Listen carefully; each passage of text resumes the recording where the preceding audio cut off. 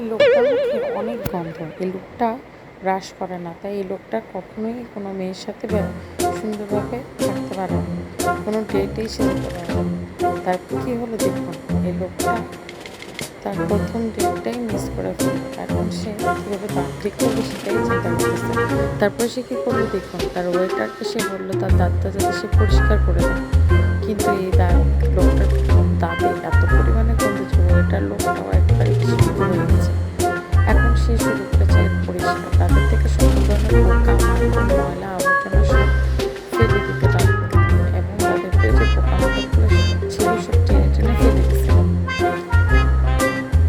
তারপর লোকটা চিপাটা ক্লিন করলো, চিপাটা ক্লিন করার পর লোকটার পচা পচা দাঁতগুলো সব পরিষ্কার করে দিল। লোকটার দাঁতে কত পরিমাণে ময়লা হয়েছে, ময়লা দাঁতগুলো সব পরিষ্কার করে জার্মসগুলো দূর করে দিল। তারপরে একটা ভালো লিকুইড দিয়ে দাঁতগুলো হোয়াইটেনিং করে নিল।